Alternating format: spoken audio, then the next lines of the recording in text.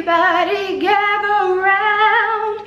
We're here to have a little story time about how I actually didn't graduate. But yes, I'm also in grad school, so maybe I did graduate, but maybe I didn't. Anyway, that's the point of this video, so you're just going to have to tune in and see exactly what I'm talking about.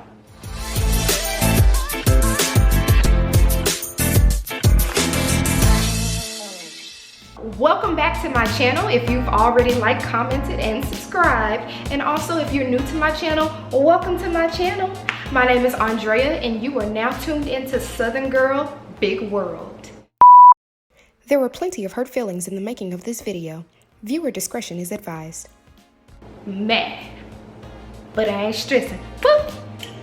Can't get to college in 2015. I went to Rhodes College. It's in Memphis, Tennessee. It had about 2,000 students, and it is a PWI. So for those of y'all who don't know what a PWI is, it's a predominantly white institution.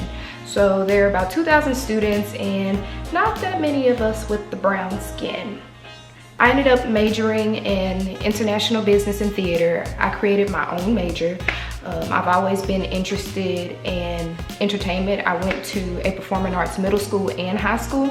So just having that background at those schools, I've been in musicals, you know, I've acted, I used to sing in the choir, I've been in the orchestra, I used to play the piano and the violin. So I've definitely always been into the arts, and I just really could not let that go by the time I went to college.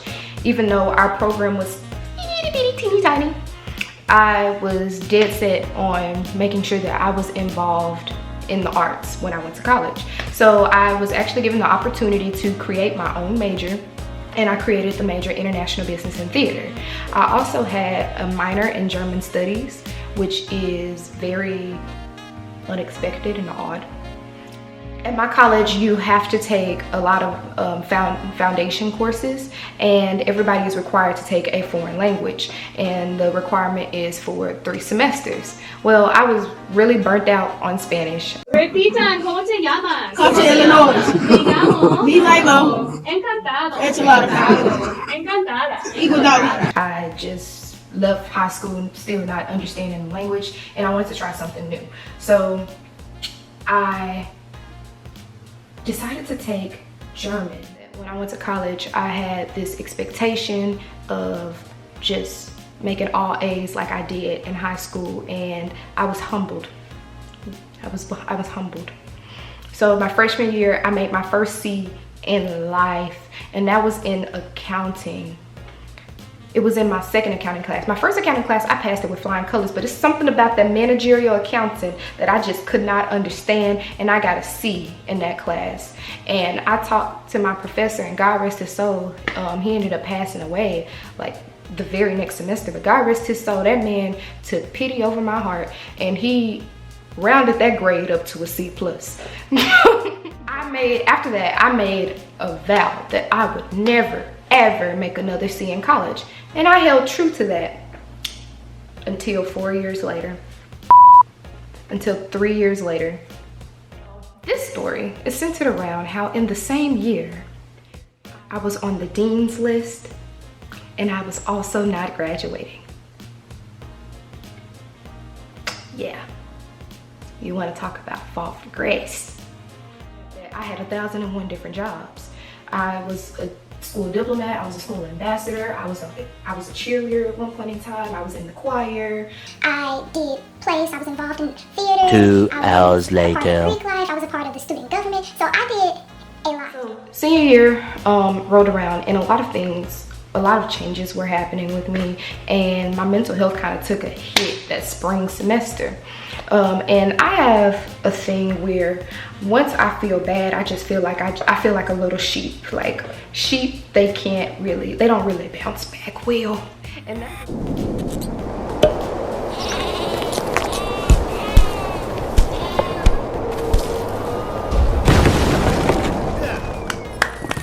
that's what I'm working on, is how well I bounce back.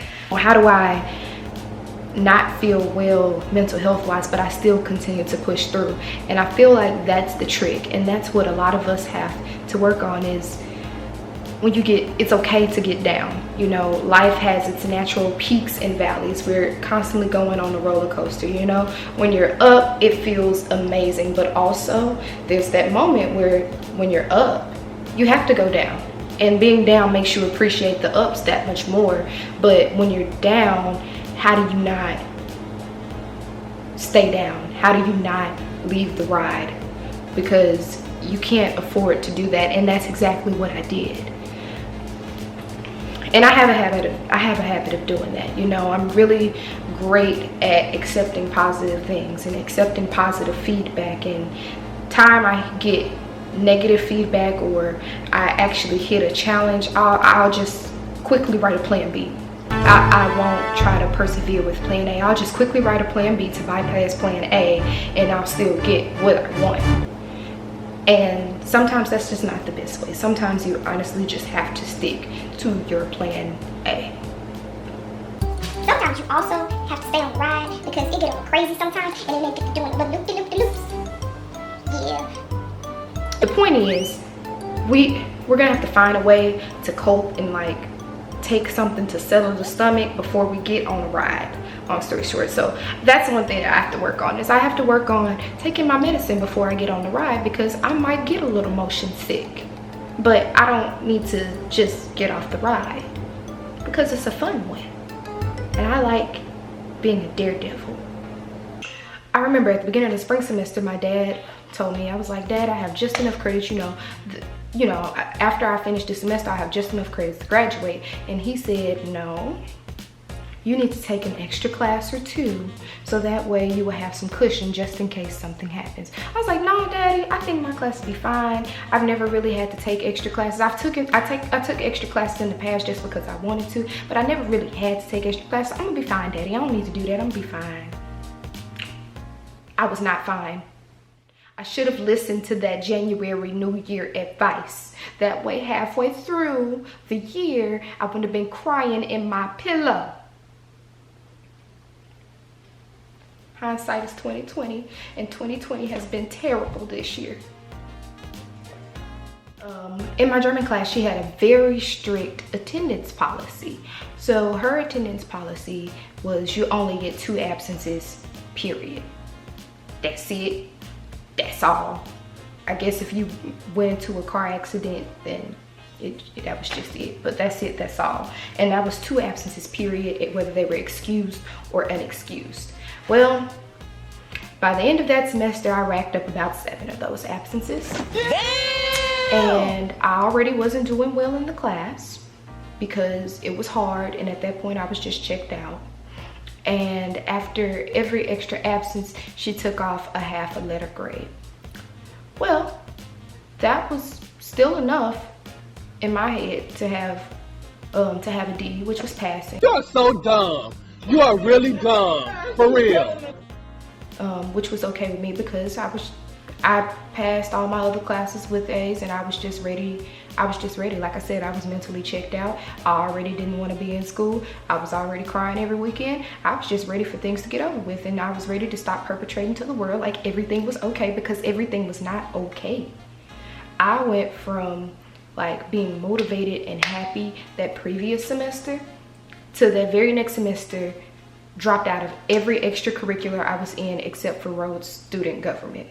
I was going out and working on behalf of the school. Like, flew out, then I'ma flew y'all back, and then we're gonna catch the flu in Houston because it's so cold. I was doing a lot of different things instead of doing the one thing that I needed to do so I wouldn't be looking like boo-boo food when it was time to walk across the stage.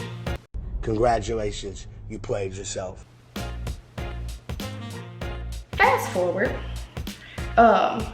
we are now in senior week. So this is the last week of my undergrad career. You know, I was super excited. I had already scheduled my graduation photos, and those came out beautiful. And I had taken pictures. I had my cap customized. I had my stole customized, and I was ready to walk across stage and graduate. 1 week before I was about to graduate, I kid you not, literally 1 week, I found out the Friday before I was supposed to graduate, my professor emailed me and told me that she was going to fail me in the class.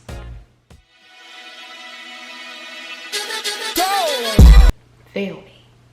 Like F, but not for friends that do stuff together. Fail. At the time, I was out about, you know, kicking it with some friends because I was the last one in the friend group to graduate. You know, that's a big deal.